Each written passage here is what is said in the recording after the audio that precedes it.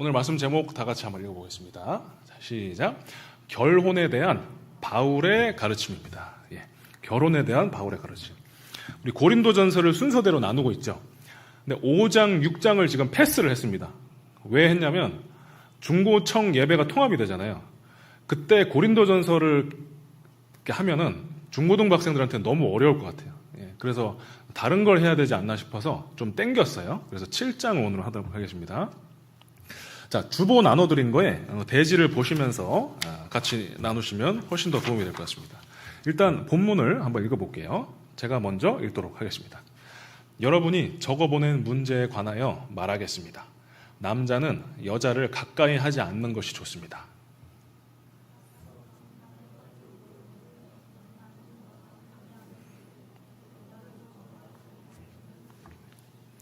남편은 아내에게 남편으로서의 의무를 다하고 아내도 그와 같이 남편에게 아내로서의 의무를 다하도록 하십시오.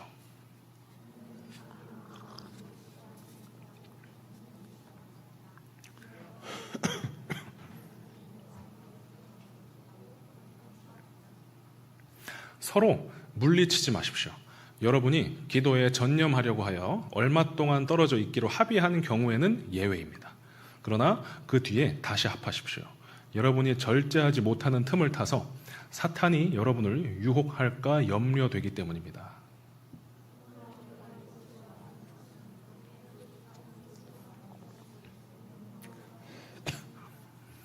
아멘. 오늘은 고린도전서 7장인데요. 고린도전서 7장이 성경 전체에서 되게 독특한 면이 있어요. 뭐냐면 성경은 어딜 저희가 구약이나 신약이나 펴든지 하나님 말씀이잖아요. 진리잖아요. 진리, 절대적인 진리고 명령이잖아요. 근데 고린도전서 7장은 아니에요. 바울이 안 띄워주셔도 돼요. 바울 사도께서 뭐라고 하시냐면 이거는 주의 명령은 아니고 내 견해다. 그래서 절대적으로 따라야 되는 건 아니다. 라고 나와요. 고린도전서 7장 안에. 이거는 주의 명령이다라고 하는 부분도 있어요. 근데 7장 전체적으로 그러니까 100% 그대로 지켜야 하는 그 진리가 아니라 바울이 권면한.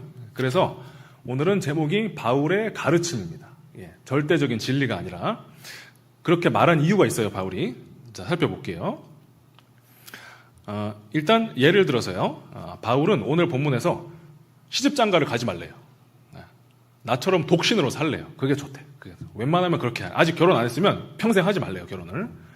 근데 이거를 절대적으로 지키게 되면은 창세기에 나오는 하나님께서 남자와 여자가 한 몸을 이룰지니라. 그리고 죄를 짓고 타락하기 전에도 아담과 하와가 이게 결혼을 했잖아요. 그죠?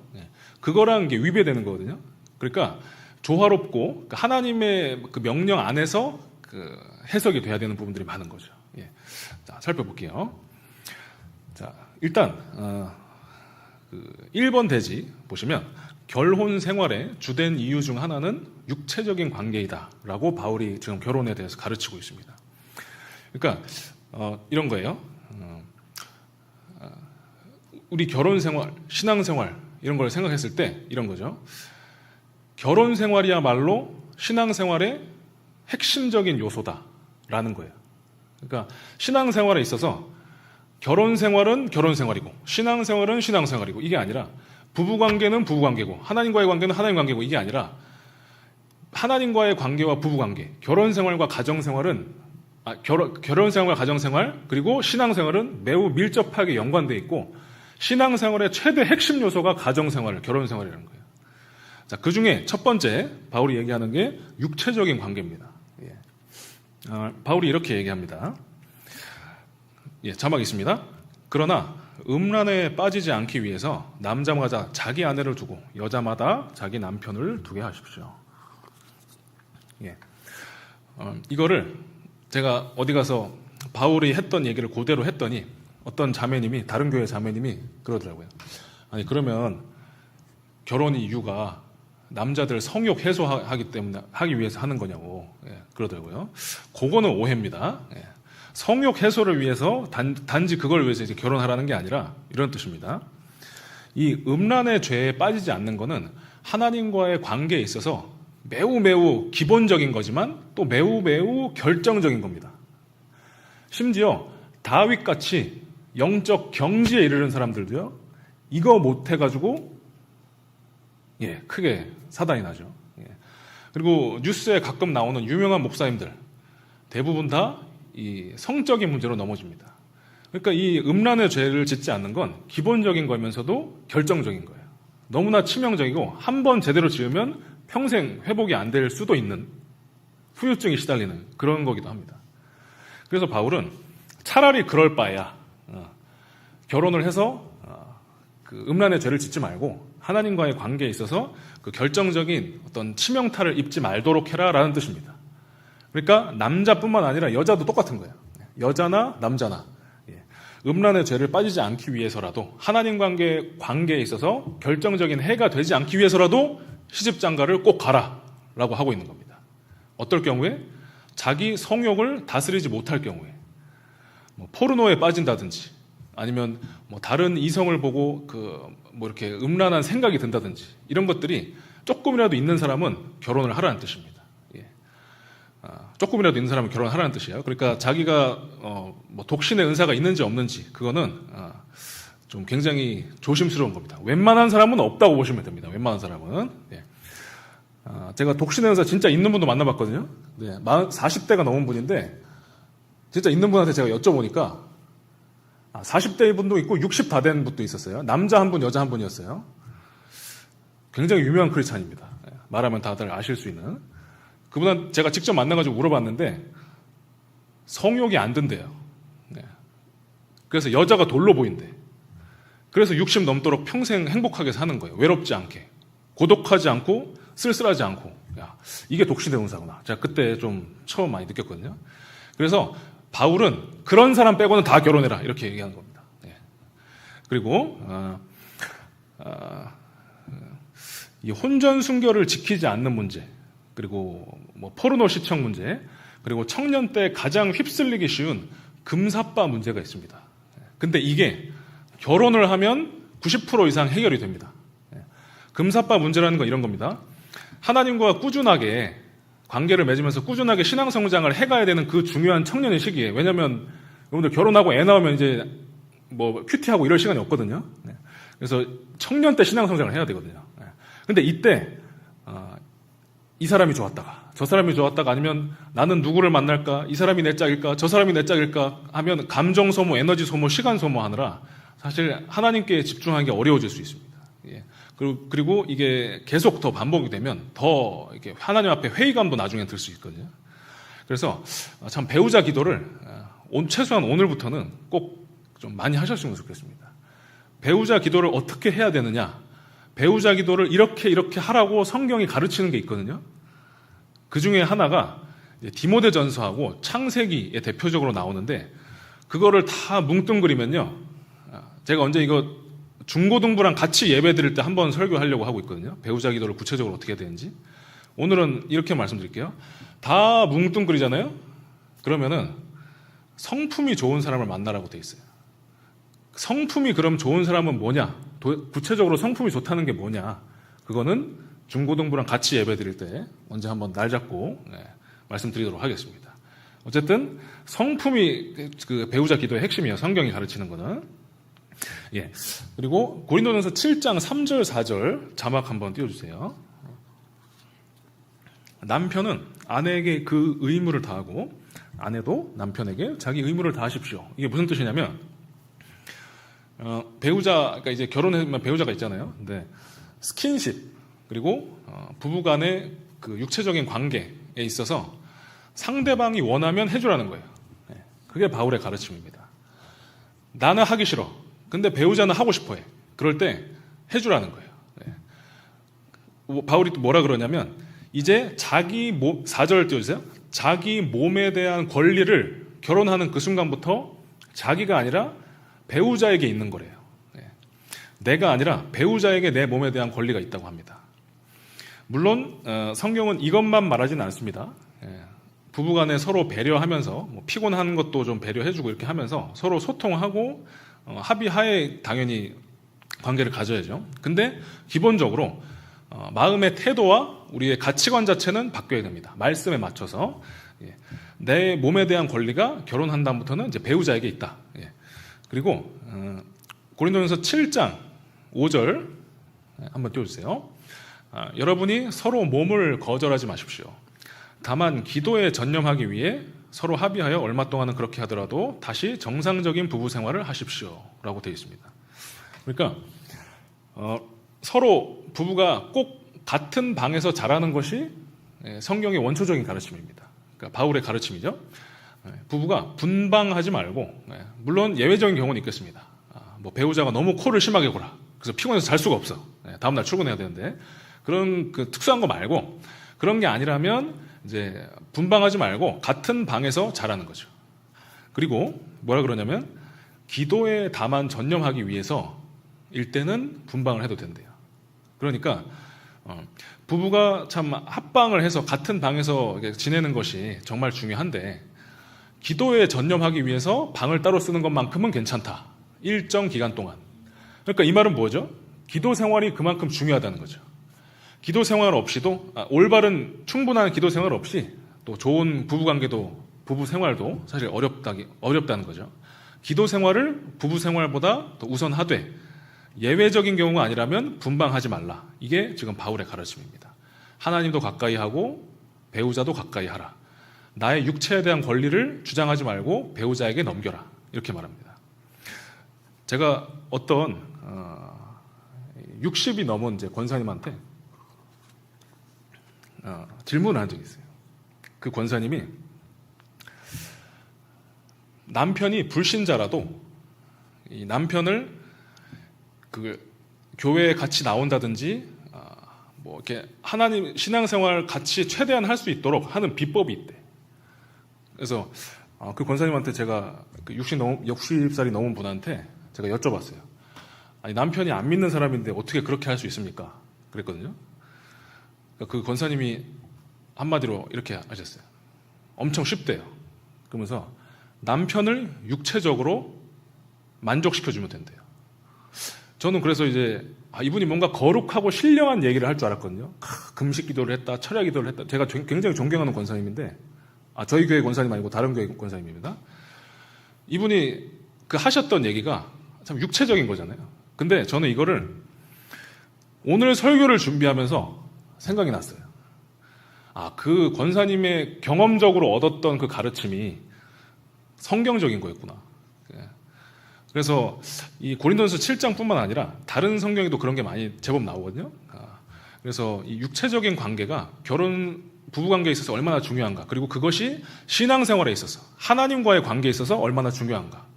성속을 분리하지 말고 물리적인 것, 물질적인 것이라고 해서 거룩하지 않은 것이 아니라 하나님은 사람을 영육간에 창조하셨고 그것을 하나로 보시는구나. 자, 그러면 이제 2번 대지 살펴보도록 하겠습니다. 결혼의 목적은 행복이 아니라 전도와 성화에 있습니다. 모든 결혼 생활의 불행이 여기서 시작됩니다. 결혼의 목적을 나의 행복을 찾는 여행이라고 생각하는 거예요. 내가 지금 충분히 행복하지 않아서 혹은 이미 행복하지만 더 행복하려고 행복을 위해서 결혼을 하는 겁니다. 근데 배우자는 결코 장기간 나의 행복을 보장해 주지 못합니다. 결국은 사람한테는 한계가 있고 실망하게 되십니다. 성경은 이렇게 얘기합니다. 고린도전서 7장, 좀 이따 띄워주고요. 성경은 이렇게 얘기합니다. 결혼의 목적은 행복이 아니라 전도와 성화다. 이렇게 얘기합니다. 전도를 먼저 살펴볼게요. 오늘 본문 7장 13절 살펴볼게요. 자막이 있습니다. 또 어떤 아내에게 믿지 않는 남편이 있는데 그가 아내와 같이 살기를 원하면 그 남자와 이혼하지 말아야 합니다. 이게 무슨 뜻이냐면 이 여자분은 이미 믿는 사람이야. 근데 이제 지금 현재 남편이 안 믿고 있어요. 예수님을 안 믿고 있어요. 그런데 안 믿어도 남편이 나는 당신하고 계속 이혼하지 않고 살래요 하면 그렇게 해주라는 겁니다. 남편이 불신자라도 이혼하기 싫어하면 이혼하지 말아라. 이게 지금 바울의 가르침입니다. 그리고 14절 믿지 않는 남편은 그의 아내로 말미암아 거룩해지고 믿지 않는 아내는 그의 남편으로 말미암아 거룩해졌습니다. 14절 하 그렇지 않으면 그들의 자녀도 깨끗하지 못할 것인데 이제 그들은 거룩합니다. 그러니까 16절도 한번 읽을게요. 16절 아내 된 이여 그대가 그대의 남편을 구원하는지 어찌합니까? 남편 된 이여 그대가 그대의 아내를 구원하는지 어찌합니까? 그러니까 바울은 결혼의 목적 중에 하나가 전도라고 얘기하는 겁니다. 믿지 않는 배우자 혹은 뭐 그쪽 식구들이 될 수도 있고 현재 내가 만나는 애인이 될 수도 있고 어쨌든 간에 결혼을 통해서 전도의 문이 열리는 건 맞아요. 결혼을 하지 않았다면 꾸준한 전도의 기회를 얻지 못할 그 전도 대상자들이 내 그 교제권 안으로 들어오는 겁니다. 그래서 결혼의 목적 중에 하나는 전도입니다. 불신 배우자 혹은 애인, 가족들을 이제 구원의 길로 인도하는 겁니다. 거룩하게 하는 겁니다. 자, 그런데 좀 전에 이제 바울이 그랬죠. 불신 배우자가 같이 살기 원하면 이혼하지 말아라. 근데 15절을 읽어볼게요. 15절 자막 띄워주세요. 그러나 믿지 않는 사람 쪽에서 헤어지려고 하면 헤어지게 하십시오. 이런 경우에는 형제나 자매나 얽매일 것이 없습니다. 하나님은 여러분을 평화롭게 살게 하려고 부르셨습니다. 예. 그러니까 믿지 않는 사람이 믿지 않는 배우자가 이혼하자라고 하면 이런 경우에는 그거에 얽매이지 마라. 이혼해줘라. 라는 게 바울의 가르침입니다. 바울이 이렇게 말한 이유를 이렇게 얘기하고 있습니다. 평화롭게 살게 하려고 부르셨기 때문에. 예. 평화롭게 산다는 게 뭘까요? 예. 이 당시에는 특히 이런 일들이 많았습니다. 우리나라에도 몇십 년 전만 해도 그런 일들이 많았습니다. 가정폭력 문제입니다. 로마 사회에서도 이게 심했어요. 예. 이미 대부분 여자들이 그 교회를 다녔었거든요. 로마 시대 때도. 여성 아내가 이제 교회를 다니는데 그거를 물리적으로 핍박하고 두들겨 패고 이러는 거예요. 이때나 아니면 우리나라 몇십 년 전이나 그런 일이 많았어요. 요즘에는 거의 없지만 그럴 경우에는 하나님이 그 여자를 아내를 너무 사랑하시고 인격적이신 분이시기 때문에 막 남편한테 두들겨 맞으면서까지 그렇게 억지로 살라고 강제하지 않으신다는 거예요. 평화롭게 살기를 원하신대요. 그런 맥락과 취지에서 이혼을 허용하는 성경에 참 얼마 안 나오는 예외적인 구절입니다. 자, 3번 대지를 살펴보도록 하겠습니다. 3번 대지. 결혼보다 하나님을 더 사랑하라.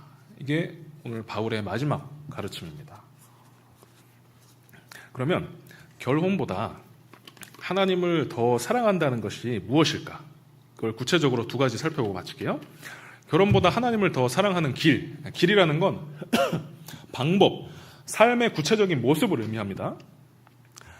결혼보다 하나님을 더 사랑하는 첫 번째 길은 독신 선교사입니다. 독신 선교사.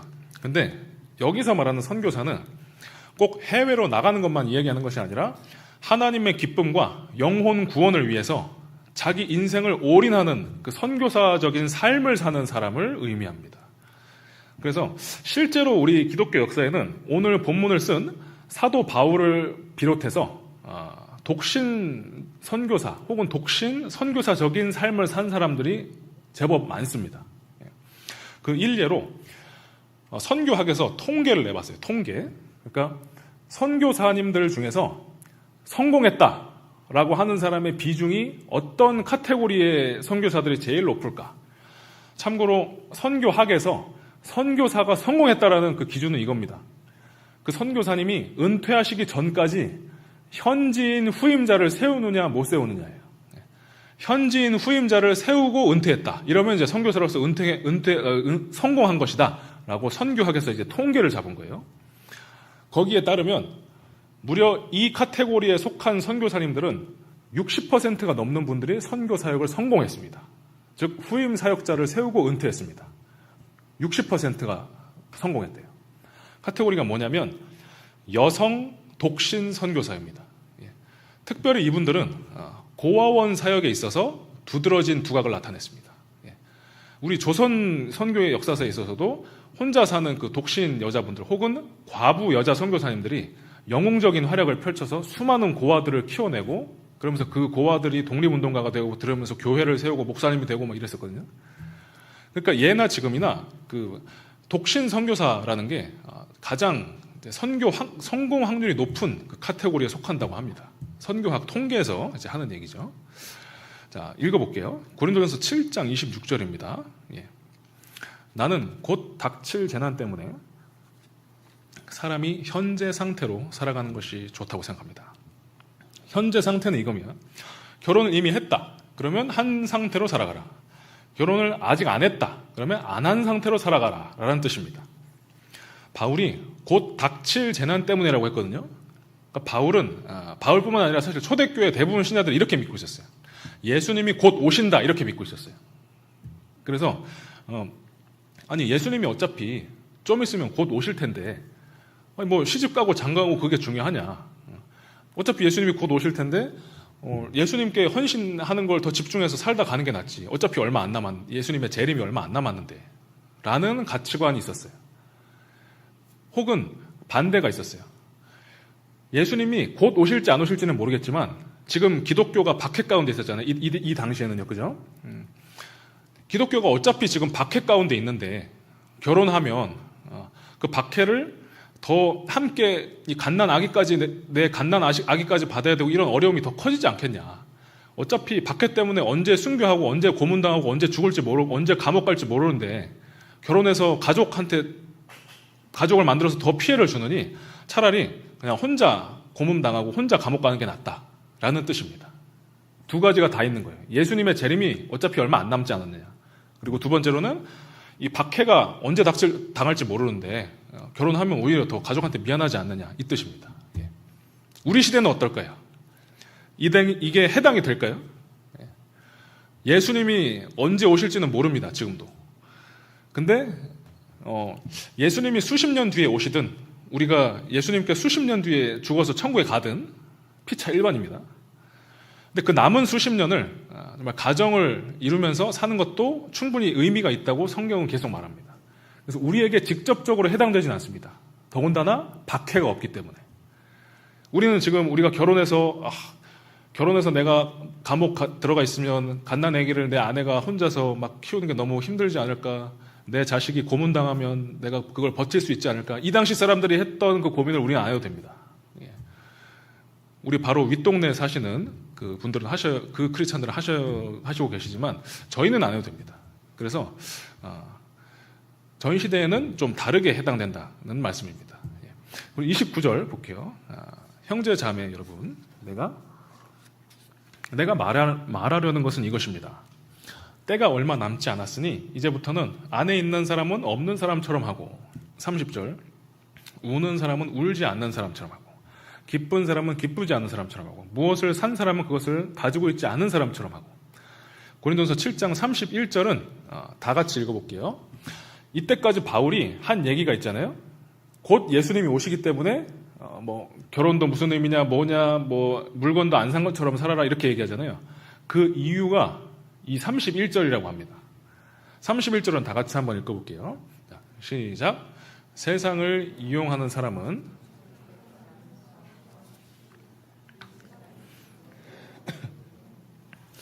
아멘. 결국은 예수님이 언제 오시든 내가 언제 죽든 박해가 있든 없든 이 세상의 모습이 유한한 것은 변함이 없는 사실입니다. 바울 시대나 저희 시대나 이 세상의 모습은 사라져버리는 것이기 때문에 이 세상의 것들에 너무 시간과 에너지를 많이 투자하지 말라는 겁니다. 그러니까 결혼보다 하나님을 더 사랑해야 된다는 말이에요. 결국 결혼보다 하나님을 더 사랑해라. 예수님도 하나님 나라에서 시집가고 장가가는 것이 없다고 가르치셨고요. 배우자가 먼저 소천하는 등 결혼 생활은 결국 유한합니다. 그렇기 때문에 결혼 생활 자체에 너무 몰두하고 너무 전념하고 너무 그렇게 하면 결국 후회와 허무함과 심지어 하나님께 서운함만 남습니다. 내 배우자를 내 가족을 변화시켜달라고 그렇게 기도했는데 안 들어주셨다 이렇게 되거든요. 그래서 바울은 이렇게 말합니다. 어차피 다 유한하다. 다 사라질 일들이다. 그러니까 가정 자체가 아니라 가정의 변화, 배우자의 변화도 아니고 하나님께 오히려 집중해라 라고 가르치고 있습니다. 그리고 하나님께 집중하는 차원에서 가정도 섬기고 배우자도 전도해라 이렇게 말하고 있습니다. 38절, 그러므로 자기의 약혼녀와 결혼하는 사람도 잘하는 것이지만 결혼하지 않는 사람은 더 잘하는 것입니다. 이렇게 말하고 있습니다. 결혼을 하는 것도 잘하는 것이다. 근데 결혼을 안 하는 게 더 잘하는 거다. 이렇게 얘기하고 있습니다. 물론 아까 서두에 말씀드렸듯이 고린도전서 7장은 절대적인 진리가 아닙니다. 바울이 내 생각에는 이렇다, 내 권면사항이다 라고 말하는 거예요. 그 권면사항에 또 이유가 있다는 걸 우리가 살펴봤습니다. 결혼 자체를 하지 말라는 것이 아니라 독신을 하면, 독신 생활을 하면 하나님께 더 직접적으로 집중할 수 있다는 측면에서 장점이 있다.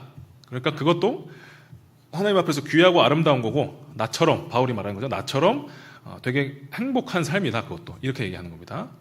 대신에 독신으로 살면 하나님께 올인하는 삶을 살 때 그렇다는 겁니다.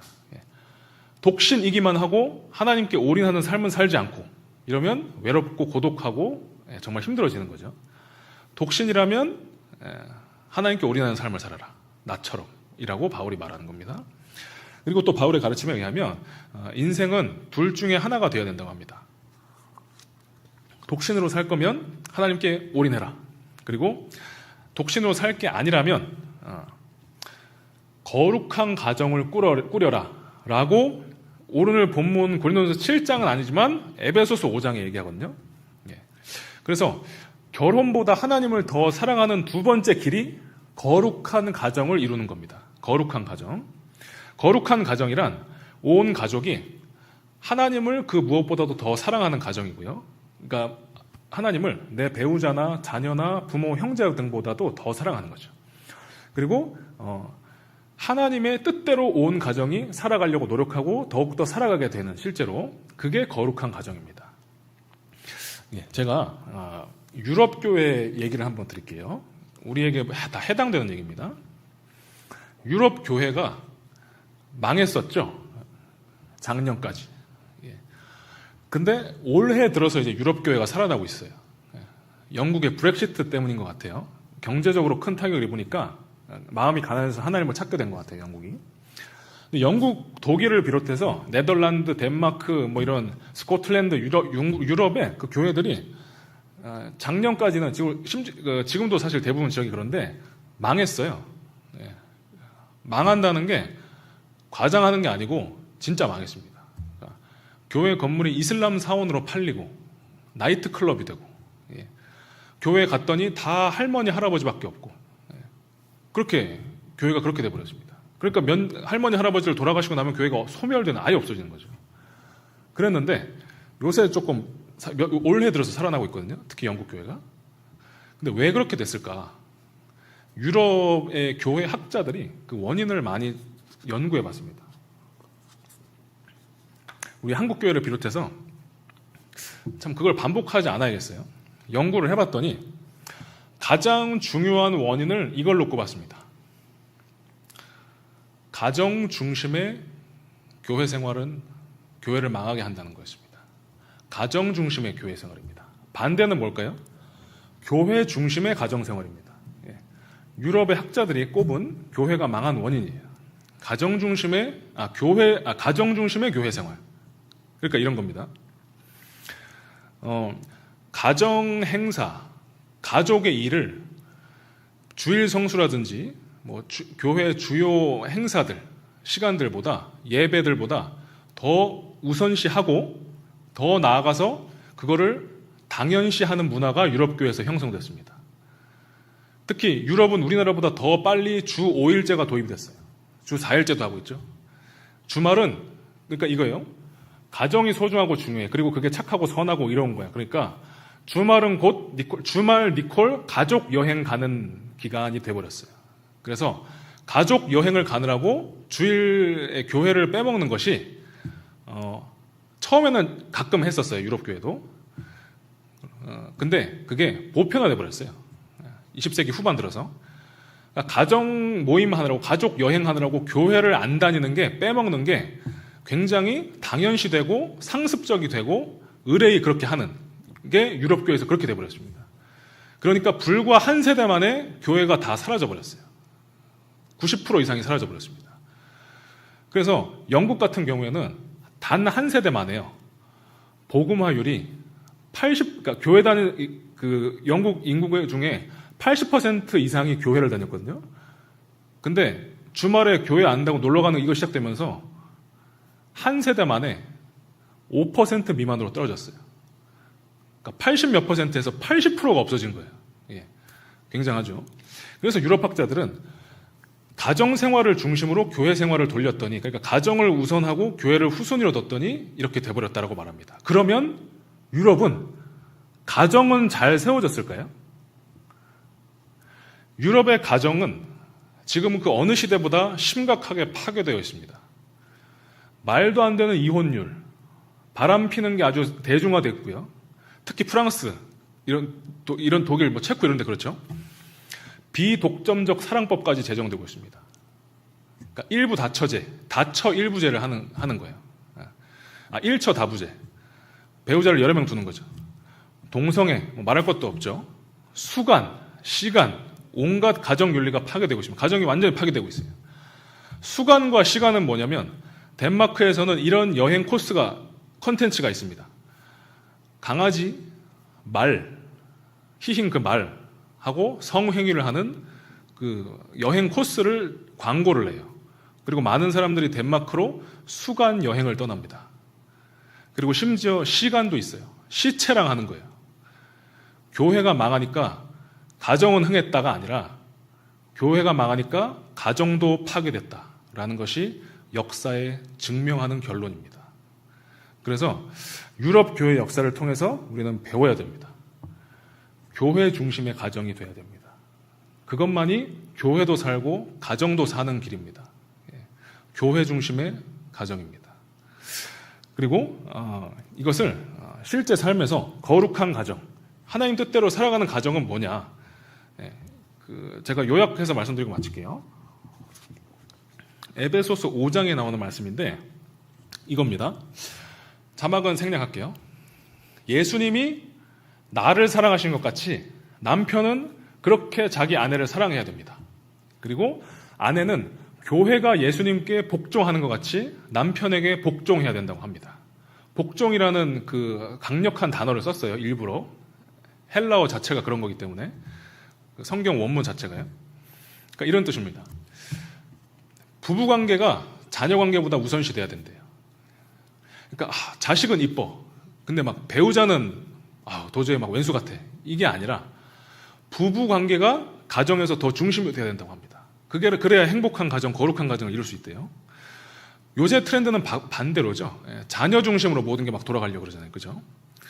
그런데 부부 중심으로 돌아가야 된다고 합니다. 특별히 서로 사랑해야 되는데 그게 남자가 예수님이 교회를 위해서 자신을 희생하신 것 같이 아내를 위해서 희생해야 된대요. 이것에 대해서 구체적인 적용점을 여러 가지로 말씀드릴 수 있겠지만 오늘은 한 가지만 말씀드리겠습니다. 남자들은 앞으로 평생 아내분들한테 이렇게 하시는 겁니다. 진리 외에는 아내가 하자는 대로 해줘야 됩니다. 제가 지금 몇 년 해보니까 확실히 이게 맞다는 걸 알겠어요. 남자들은 예수님이 교회를 위해 자신을 희생해 주신 것처럼 자기 의견, 자기 권리 이런 걸 희생해야 됩니다. 그래서 여자들 내 아내를 먼저 우선시해야 돼요.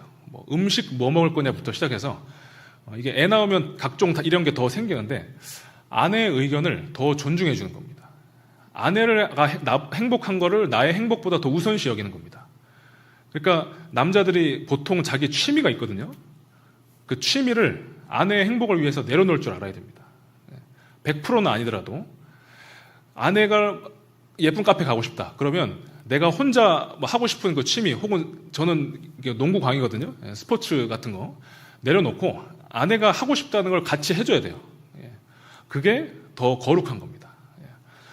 예수님이 교회를 위해서 자기를 내주신 것 같이 남편들도 자기 권리와 자기 취미 이런 거를 아내를 위해서 내어줘야 됩니다. 진리 외에는 다 아내가 하자는 대로 해줘야 됩니다.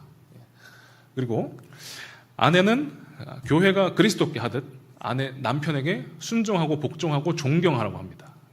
존경할 만해서 하는 게 아니고 주님이 존경하라고 하셔서 존경하는 겁니다. 여기서 존경한다는 건 뭘까? 감정이 아닙니다. 이겁니다. 남편이 결정한 일에 대해서 따라주는 겁니다. 이것 역시 진리 외에는입니다. 남편이 교회 가지 말라 그러면 교회 가는 거는 뭐 따르면 안 되겠죠? 근데 진리 외에 남편이 뭔가 중대한 일을 결정했다. 이거는 이게 맞다라고 하면 그게 틀린 것 같을지라도 완전히 정말 잘못된 거라면 설득을 해야겠죠. 할 수 있는 데까지. 근데 그런 게 아니라면 그냥 따라주라는 겁니다. 그게 존경한다는 여기서의 뜻입니다. 에베소 5장에서요. 그래서 이렇게 할 때 거룩한 가정이 됩니다. 그러니까 거룩한 가정은 같이 큐티 나눔하고 가정 기도회 하고 수요 기도회, 주일 예배, 새벽 예배 다 남편하고 같이 다니고 아내하고 같이 다니고 이게 아니라 아내와 남편이 서로 예수님이 말씀하신 것 같이 서로 사랑하고 존경하고 순종해 주는 거. 이게 거룩한 가정이라고 합니다. 예. 여기까지가 오늘 고린도전서 7장과 에베소 5장에 나오는 결혼에 대한 바울의 가르침 3가지를 살펴보았습니다. 예. 찬양팀 준비해 주시고요. 예. 무선 마이크 켜주시고요. 요약하겠습니다. 바울은 결혼 생활을 신앙 생활과 분리해서 생각하지 말라고 합니다. 오히려 결혼 생활을 주님을 위해서 주님 뜻대로 결혼 생활을 하는 것이 신앙 생활의 어떤 다른 요소보다도 더 못지않게 중요하다고 합니다. 독신으로 살 것이라면 하나님께 올인하라고 하고요. 결혼할 것이라면 그냥 결혼해서 결혼 생활을 일반적으로 하는 것이 아니라 거룩한 가정, 말씀대로 살아가는 가정이 되기 위해서 배우자 관계를 더 순종과 사랑의 관계로 맺으라고 합니다.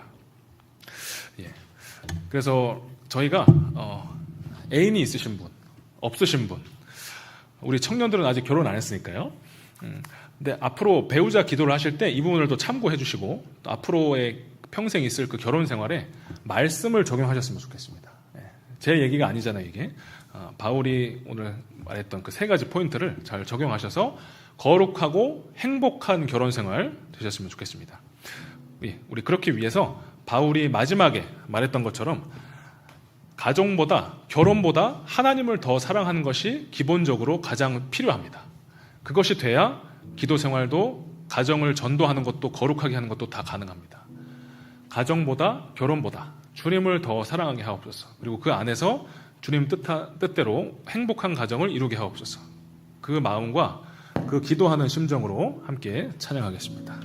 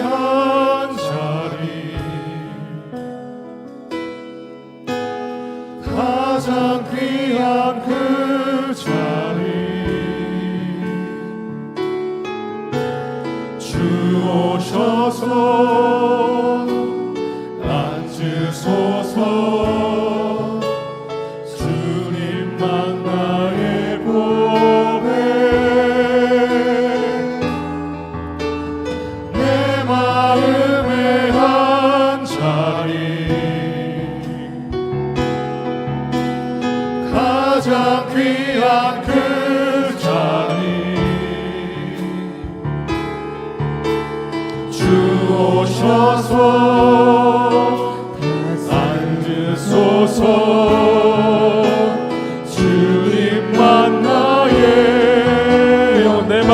자리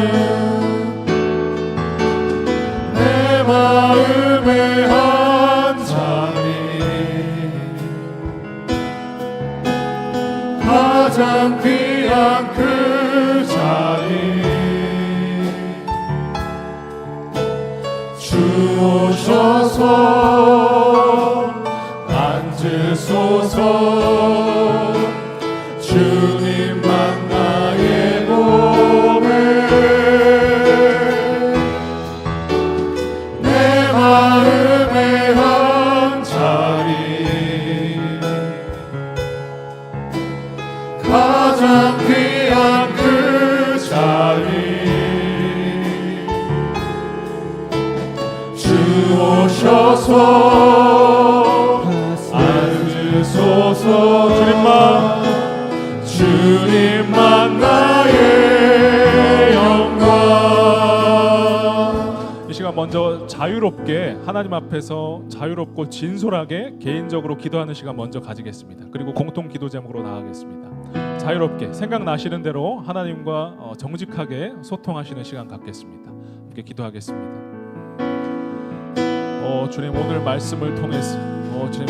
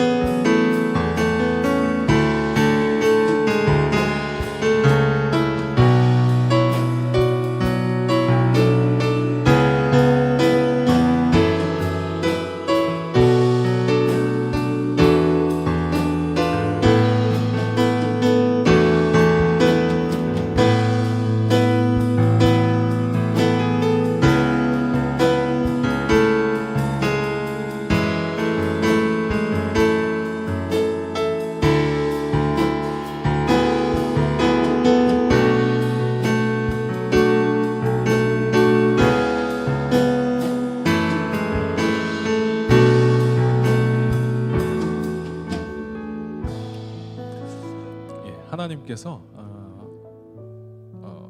저를 이제 결혼으로 인도하시기 전에 먼저 하신 일이 있었습니다.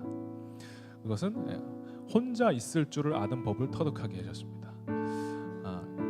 사귀는 애인이 없어도 그리고 뭐 이성에 대한 관심을 이렇게 막 갖지 않고도 혼자 하나님과의 관계로서 건강하게 외롭지 않게 지내는 법을 터득하게 하셨습니다. 그리고 가정의 상처를 치유해 주셨습니다. 혼자 잘 지낼 수 있게 정서적으로 안정을 시켜주셨고, 그리고 가정, 특히 이제 제 부모님에 대한 저의 상처를 먼저 치유해 주시고 회개하고 부모님과의 관계가 회복되게 해주셨습니다. 그게 없었다면 아마 결혼 생활에 있어서 많은 트러블이 있었을 것 같습니다.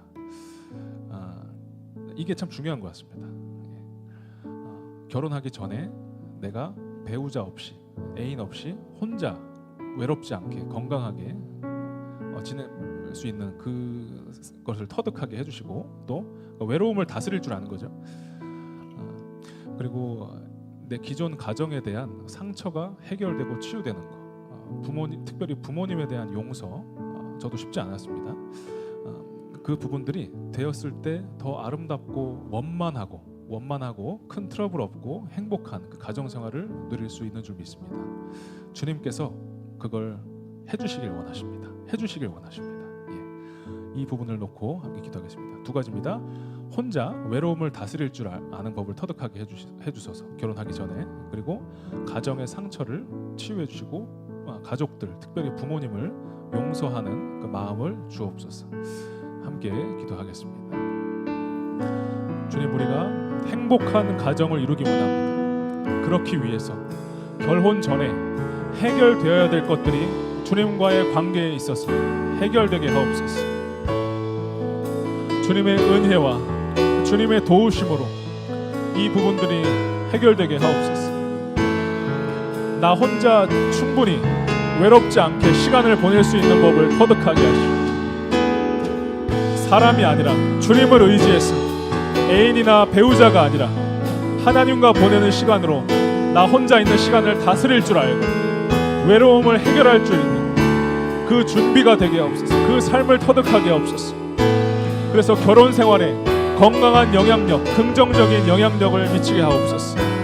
미디어에 중독되는 것이 아니라 하나님과의 관계로 혼자 있는 방법을 터득하게 하옵소서. 성령님과 나 그 단둘의 관계로 주님 외롭지 않게 외로움을 다스리며 지낼 수 있는 법을 결혼 전에 터득하게 하셨소. 주님 결혼 생활이 더 완만하고 순탄하게 하옵소서. 주님 이미 주신 가족들에 대한 상처, 트라우마 치유가 있게 하옵소서. 용서가 있게 하옵소서. 회개가 있게 하옵소서. 사과가 있게 해주시옵소서. 서로 용납하고 용서하고 사랑하는 일이 먼저 일어나게 하옵소서. 부모님에 대한 그런 모든 응어리들 것이 주님 안에서 해결되고 해소되게 하여 주시옵소서. 그래서 모든 청년들이 건강하고 원만한 결혼 생활을 할 수 있도록 주님 준비시켜 주시옵소서. 하루아침에 되지 않을지라도 하루하루 더 그렇게 되어가게 하옵소서. 더 변화되고 더 준비되어 가게 해 주시옵소서.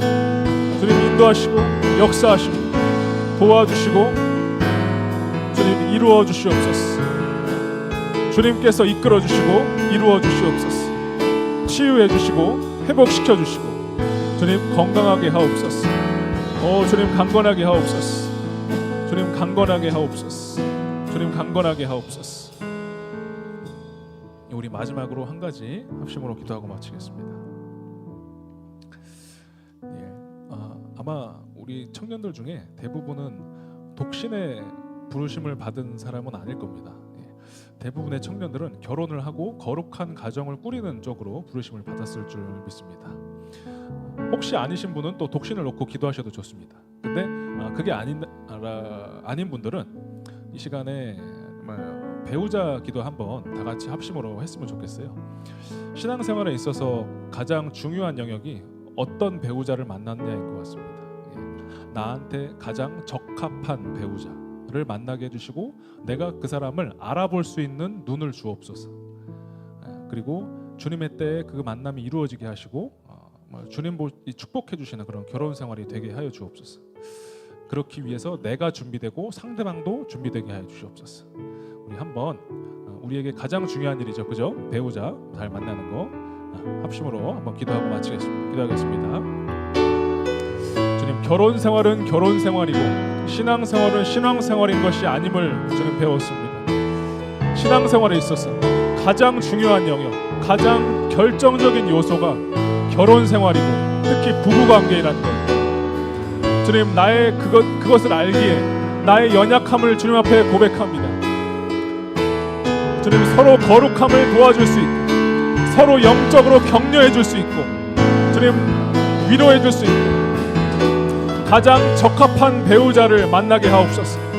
그리고 그 사람을 알아볼 수 있는 눈을 우리 모든 청년들에게 부어주시옵소서. 그래서 그 사람이 나에게 꼭 필요한 사람이고 귀한 사람이고 나에게 가장 적합한 사람, 하나님 뜻인 사람이라는 것을 알아보게 하옵소서. 그리고 하나님의 때 하나님의 방법으로 그 만남이 이루어지게 하옵소서. 그리고 한 사람 한 사람 모든 청년들 그리고 모든 청년들이 만날 그 상대방 배우자도 주님 하루하루 준비되어 가게 하옵소서. 하나님 앞에 거룩하고 신실한 사람으로 하나님을 더 사랑하는 사람으로 정서적으로 감정적으로 더 안정된 사람으로 시간 관리와 외로움 관리에 더 능한 성실한 사람으로 책임감이 있는 사람으로 주님 보시기에 신실한 사람으로 더 준비되어 가게 하옵소서. 우리 청년들도 더 준비되게 하시고 또 상대방도 준비되게 하옵소서. 그래서 잘 준비된 보석이 혹은 잘 준비되어져 가고 있는 원석이 서로 만나서 함께 더 귀한 보석이 되어가는 아름답고 원만한 결혼 생활이 되게 하옵소서. 하나님 이 축복만큼은 우리 모든 청년들이 누리게 하여 주시옵소서. 다른 축복은 없을지라도, 주님 경제적으로 넉넉하고 풍요롭지 않을지라도 배우자의 축복만큼은 주님 우리 모든 청년들에게 주시옵소서. 그래서 거룩하고 행복하고 하나님의 뜻을 이루어가는 가장 하나님 보시기에 기쁘신 그런 가정들이 우리 청년부 모든 청년들마다 다 이루게 하여 주시옵소서. 배우자 기도를 주님의 뜻에 따라서 하게 하옵소서. 성품을 중요시하게 하옵소서. 경제적 능력이나 스펙이나 외모나 집안이나 다른 어떤 것이 아니라 그 사람의 내면을, 성품을 중시하는 그 성경의 가르침대로, 성품을 중시하라는 그 성경의 가르침대로 성품을 중심으로 배우자 기도를 하게 하옵소서. 나의 기도로 내 배우자의 성품을 빚어가게 하시고 또 다른 것을 보는 것이 아니라 그 성품을 기준으로 배우자를 분별하게 하옵소서. 주님 인도하시옵소서. 주님 역사하여 주시옵소서. 모두 다 결혼 생활에, 우리 모든 청년들이 결혼 생활에 성공하게 하시고 신앙 생활에 성공하게 하옵소서. 주님 이루어 주시옵소서. 주님 역사하여 주시옵소서. 주님 인도하여 주시옵소서. 오늘은 좀 이례적으로 말씀 본문 자체가 그런 내용이었기 때문에 결혼 생활에 대해서 좀 다루었습니다. 우리 청년부이기 때문에 결혼이 좀 멀게 느껴지시는 분들도 있을 수 있습니다. 근데 오히려 청년이기 때문에 결혼에 대한 성경의 가르침을 배울 필요가 있다고 생각합니다. 함께 주기도문 드리시고 마치도록 하겠습니다. 함께 주기도문 하겠습니다. 하늘에 계신 우리 아버지, 아버지의 이름을 거룩하게 하시며 아버지의 나라가 오게 하시며 아버지의 뜻이 하늘에서 이루어진 것 같이 땅에서도 이루어지게 하소서. 오늘 우리에게 일용할 양식을 주시고 우리가 우리에게 잘못한 사람을 용서하여 준 것 같이 우리 죄를 용서하여 주시고 우리를 자막 넘겨주세요. 우리를 시험에 빠지지 않게 하시고 악에서 구하소서. 나라와 권세와 영광이 영원히 아버지의 것입니다. 아멘. 다음 주는 청년부 예배가 없기 때문에 다음 주는 2부 예배, 1부 예배 때 뵙겠습니다. 그리고 다다음 주에 청년부에서 뵙겠습니다. 오늘도 함께해서 즐거웠습니다. 감사합니다.